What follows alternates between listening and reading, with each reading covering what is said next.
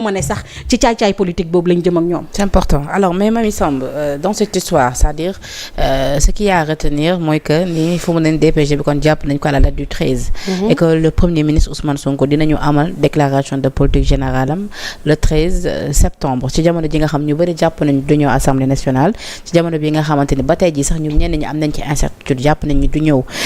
mais.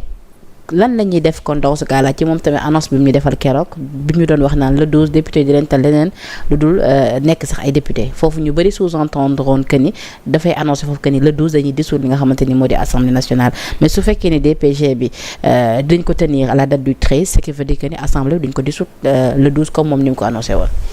waaw xam nga Ousmane Sonko nit la koo xam ne dafa ànd ak génie politique boo xam ne. C'est quelqu'un qui profite de chaque occasion boo xamante ne am na ko ci wàllum communication pour jàllale message am nit la koo xam ne aussi il ne parle pas pour parler je pense le bu waxee am na sur une base boo xamante ne teg na ko fa moo tax ñenn ñi souvent ñiy wax naan dafay jiitu souvent le président Bassirou Diomaye ci ay jëfam man ma gëm ne ñoom ñaar dañoo déggoo ci lépp loo xamante ne dañu koy def ndax yaakaar naa ne sañ-sañam yeggul ci mu yëkkati kaddu boo xamante ne ça touche directement le président de la République te amul fu mu ko wéer wala amul fu mu ko teg donc ñoom ñaar seen diggante réeroo amul ça c'est la première chose beneen bi ci topp mooy Penda Badji man bu dee sama gëm-gëmu bopp nga may laaj assemblée nationale bi ci boppam man moom laa gëmatu assemblée nationale bi laa jàppul ne peuple sénégalais bi mérité nañu que le premier ministre di fa taxaw di def sa déclaration de politique générale parce que wane nañu ni ce ne sont pas des députés du peuple mais ce sont plutôt des opposants politiques yoo xam ne ñoo nekk ci géewu pencum ndaw réew mi et à chaque fois que l'occasion se présente dañuy am ay attitudes politiques yoo xamante ne moom la ñuy am au sein de l'hémicycle et c'est ça qui est regrettable ma jàpp ni itam ne le rôle du député bokk na ci souvent bu fekkente ne yitte askan wi dafa taxaw nga fàtte sa yitte personnelu bopp wala sax sa yitte couleur de parti nga doxal li nga xamante ne moom la askan wi yitte woo te loolu la soxla et malheureusement depuis que cette 14e législature ñu teg ko fi te beneen bi itam mooy sax nag ñoom bi nga xamante ne changement de régime am na ba tey j'ai l'impression que c'est des opposants qui ne le disent pas mais qui ont peur de leur avenir de leur futur ba à tel point que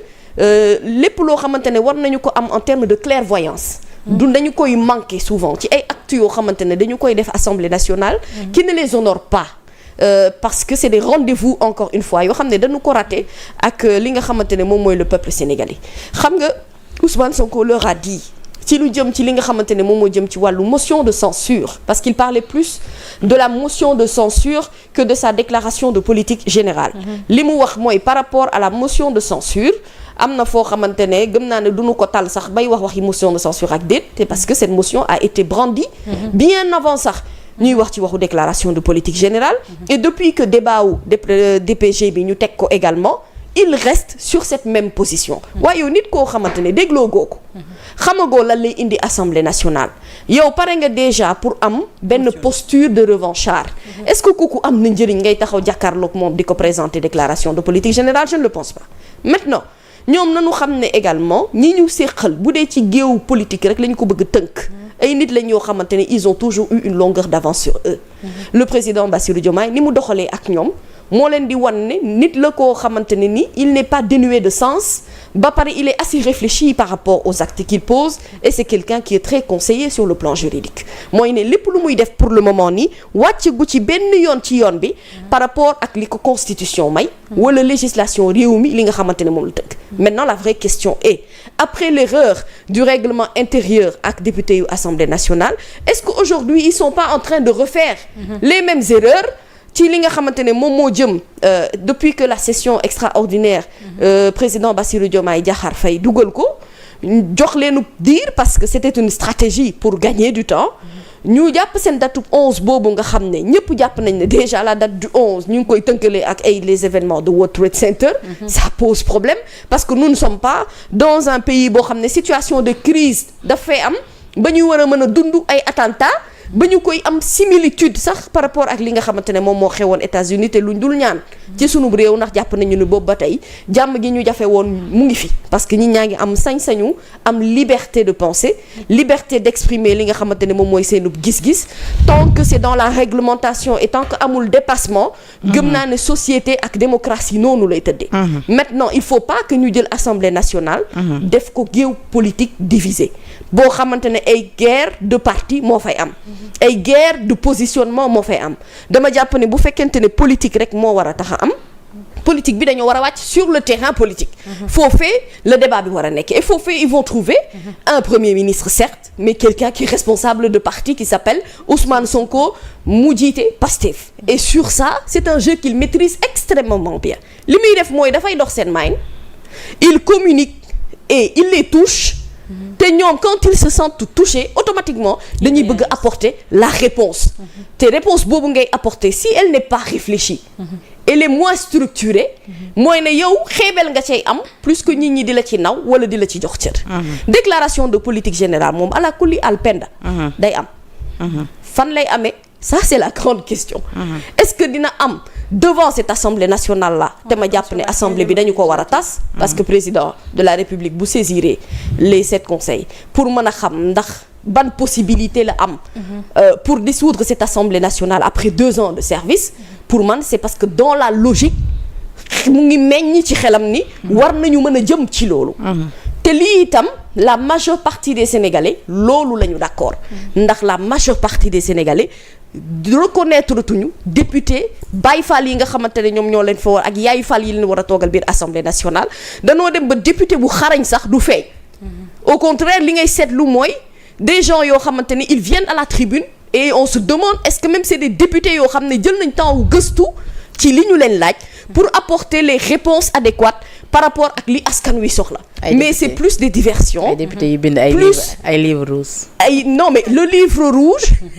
est convoqué au niveau de l'Assemblée nationale parce que le livre blanc a été soulevé c'était juste une réponse adéquate ping-pong la rek mais prononcé ko ak ni mu ko waxee mais xam nga sëñ Abdou Bara Dolly ku ne xam na ne jàngul yow moom bul wax moom nee na la ku ne xam na ne jàngul non moom ku ne xam na ne jàngul mais lenn moom xam naa ko ci moom mooy ne député yu ko gën a maîtriser règlement intérieur bi bëriwul de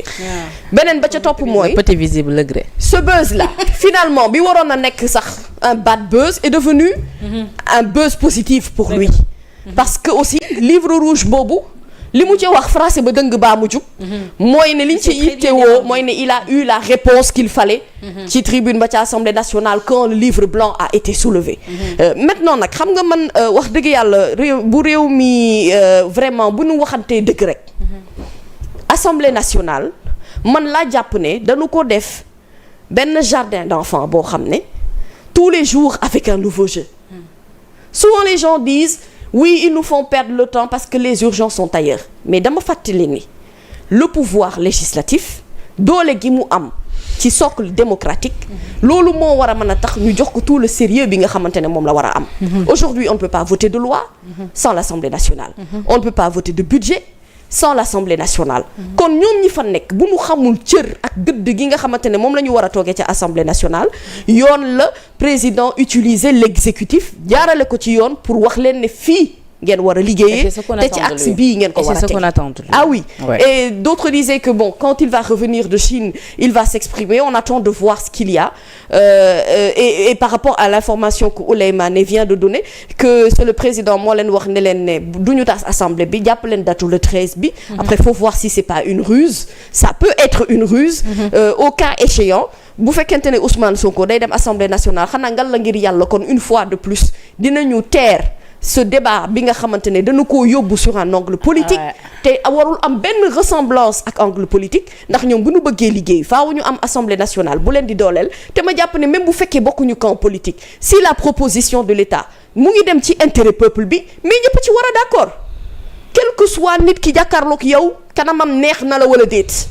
wala histoire passée naqari na la wala déet ce n'est pas ce qui intéresse les gens les problèmes crypto personnels ak les problèmes d'appréciation de personnes ku ne xam ne Ousmane Sonko n'est pas aimé par eux en tout cas bugguñu ko te loolu dafa yàgg mais aujourd'hui Ousmane Sonko bii woon bërki démb du Ousmane Sonko bu tey Ousmane Sonko bu tey dafa am visage bu bees boo xam ne ñoom la ñëwee en tant que premier ministre porteur de projet mais également porteur des actions gouvernementales donc j'appelle encore une fois à la responsabilité bien que xam naa ne ça ne sert absolument à rien parce que ma dalee analyser ba tey ñoom defagunu loo xamante ne man xawuma woon ne noonu la ñuy doxalee parce qu'ils sont tellement prévisibles ci lépp lu ñuy dox ba du am dara lu la bett ci seen doxalin au niveau de l'Assemblée nationale ñu xam ne terrain bu sérieux la ñu xam ne également bu fekkente ne lu jëm ci wàllu opposition la ils ont le temps pour le faire mais li nga xam ne moo jëm ci intérêt askan wi dama gëm ne kenn ku nekk koo xam ne sa wàll war nga koo bay ci waar wi waroo mën a xaar kenn di la ci woo wala nit ñi di la ci gën a xeeb ci sa comportement boo xamante ne nit ñi duñ la ci naw et l'histoire retiendra que cette 14e législature là a laissé passer beaucoup trop de choses yoo xamante ni conduire na Sénégal fii ñu yegg si nii tey bu ñu amoon fulaay stoppé ko bi mu waree bu ñu amoon fulaay tegu ñoom ci seen jëmmi bopp ci yoon munoo wax wàllu législation te yow ngay jéggi yoon saa su nekk bu fekkonte ne tey ji fàtte nañu seen ay intérêt personnel parce que finalement je me demande est-ce que du ñoom le fait que ñu war a bañ a ñàkk nekkati député moo leen posé problème mais nag saa waay nguur day jeex am na benn moment boo xam ne boo faloo na la leer ne nag folleeku moom da nga kaa war a sóoraale à tout moment parce que nit boo jógee ci place bi nga toog keneen moo fi wutu les institutions demeurent et les hommes passent loolu moo la d'accord suba ñu ngi am section plénière boo xamante ne ñu ngi recevoir ki nga xam ne encore mooy ministre mën nga joxaale agenda bi sax ministre de la justice ak le ministre des affaires étrangères Penda di leen wax ne rek franchement on n'a pas besoin di xewoon bee passé xewaat ñëw taxaw ci plénière bi di saagaak ak xasante ka xaxarante di wax ay problème yoo xam ne ça n'a rien à voir ak di solution bi nga xam ne moom lañ jëloon mooy HTTC ak CSE franchement xam nga lan lañ bëgg déglu ma non Penda li xewoon assemblée ji am ci àdduna war nga këpp c'était des discussions non parce que assemblée nationale mun nañ xeex mun nañ xulloo mais dafay nekk sur des débats d'idées loo xamante ne amal na intérêt état bi mais koo xamante ne dafay toog ci section plénière naan leen yéen ay salafiste ngeen yéen ay terroriste ngeen yéen a demoon ca passage ba yéen a defoon le amalul benn sens li nga xamante ne moom mooy askan wi waaye taxaw fii kat man kat bi ma fi nekkee damaa gore bay bëggalee deew ma ko amul benn sens askan wi man Penda su ma amoon doom du ma ko bàyyi actuellement muy seetaan li nga xam ne mooy plénière assemblée nationale. dégg nañ ko mu ne parce que ay saaga moo fa nekk su premier ministre ñoo dañ koy firir. ay dañ koy dogotee. nga ne nu ko defee mais c'est quoi ces termes dañ koy firir dañ koy doga. Ousmane Sonko bu ñëwee dañ koy firir et puis loolu man dinaa bàyyi sama doom man bi nga xamante ne maa ngi koy instruire di ko jàngal muy seetaan plénière assemblée nationale. non du ma ko def Penda nañ ñu épargner li nga xamante ne mooy plénière taxaw wax nañ ñu ko épargner ngir yàlla ak yonent bi ak sang Mouhamed bu ñu demee luñ mën a voter nañ ko voter lu muñ ta voter ndax mu gaaw nit ñi parce que souffrance la au fait. xëy di leen seetaan suba ba jant soof je te jure. c'est douloureux souffrance la c'est très douloureuse barki yàlla. man damay toog di leen seetaan parce que je suis obligée parce que derrière après fu ñu la laajte kii lu mu wax war nga cee war a mën a yëkkati sa xalaat mais Penda je souffre en silence en écoutant l'Assemblée nationale et ça doit pas se passer comme ça. parce que dañuy toog di wax ay waxu bas étage di toog di xuloowal. je suis d'accord ak yow di sànnante ay mbàkk. je suis vraiment d'accord ak yow amul benn sens. askan bi ñoo leen fa teg et que war nañu vraiment di représenter askan bi ci li nga xamante ni moom kan moo fay ñëw Ousmane Diagne moo fay ñëw. kan moo fay ñëw Yacine moo fay ñëw ngir yàlla ak yonente buñ ci ñëwee nañ yem ci problème affaires étrangères nañ yem ci li nga xam ne mooy problème mu justice bi lañ mën a voté ñu voté ko lañ mënta voté nañ dem seen yoon mel nañ ñu épargner ay caleçon jàmbur ak ay kii yu dàll jàmbur rek wala ay xottu gerteeg ay perruque yu njàmpe ak nu mu tëdd ay grand boubou yu froissé nañ ñu ko ñu épargner ngir yàlla ak yonent beeg sang mu xam ne te xam ne sénégalais sonn na ci ñoom promesse bi nga xamante ne nag ñu ngi koy wax ne Bassirou moo leen ko wax Bassirou boo ko defee dinañu metti de sénégalais yëpp dina leen metti ndax moom bu sonnul ci ñum tëdd seetaan assemblée nationale ñun dañuy souffrir bu ñuy seetaan assemblée nationale parce que man je trouve qu'ils ne sont pas à l'image ñum tëddati de la population sénégalaise même ñiy toog naan lii suñu image la non ñun buñ toogee fii dañuy waxtaan ci civilisé ñu d'accord ak bañ a d'accord. je crois par là. le fait que ñum tëddati ñu ne moom moo leen promettre ne buñ ko yóbbee le 13 Ousmane Sonko dina ñëw te du tas assemblée nationale nañu sarax ngir yàlla ak yonent beeg jëmu xamet tous les sénégalais attendent que le 13 mu def discours am tasal ñu assemblée nationale bu nekkee ne sax dafay boole aujourd'hui ay élections yoo xamante ne mën na nekk mairie ak élection législative nañu jàppale. mais yow yaa wax léegi ci sa biir wax que ne buñ ko tasee dina am impact ci li nga xamante ni moom moo di vote budget bi ñu war a amal mais impact beneen bi muy am moo ko ëpp doole. beneen impact bu muy am moo ko ëpp doole ndax man xam naa ne ñoom bu ñu toogee lenn rek la ñuy xaar Ousmane Sonko ñëw toog ci tribune ba na le képp ku yéeg xas ko képp ku yéeg saaga ko parce que plénière bi ngay taxaw yow nu mu tërati dañ lay tu as ton immunité au fait loola neex nga wax loola neex te suñu doom yi ñoo leen toog di seetaan alors que ne priorités yi sont ailleurs peut-être bu ñu fa toogee mën nañ fa dugal ak leneen ak leen teg aujourd'hui motion de censure bu jàllee mais Penda imagine ñu tas assemblée na ñu tas Bassirou Diomaye ñu jëlaat déglu ma rek imagine ñoom ñu dugal motion de censure tas li nga xamante ne moom mooy gouvernement bi ñu toog ay jours yoo xamante ne tey dootu gouvernement bi dootu mën a liggéey léegi ñu toog di xaaraat Bassirou Diomaye jëlaat yeneen décret nommé waat les mêmes personnes imagine perte de temps boobu mënuñu nar a dundal ñun tëddee Sénégalais yi ban sens la ma imagine Ousmane Sonko mais juriste yi nee nañu motion de censure même su fekkoon jàll na à la minute qui suit moo tax man gisuma pertinence motion de censure mais nee nañu nee nañu à la minute qui suit moom le président am na pour jëlaat xalimam rétablir li nga xamante ni moom moo di gouvernement mais Ouleye bu ñu taxawee sur le fait que ni dëkk bi fi ngi toll nii lépp a taxaw et que fu mu ne nii wax dëgg neex yàlla war nañu jëm ci li nga xamante ni moo di vote budget yooyu dëkk bi mun a doxaat fonctionnement yëpp dem mais loolu tey ji su amee ñu dissoudre assemblée war a tëggaat ay élection ci jamono bi nga xam nee nañ gafak réew mi dafa néew ñu war a dem ci ay élection mu war a nekkaat beneen budget jàppoo ni loolu war nañu war a mën a pas ñu xool rek ci ni war nañu gaawantu tas li nga xamante ni moo di assemblée mais buñ ko gaawantoo tas ni li nga xamante ni moom mooy impact bi ñu ci war a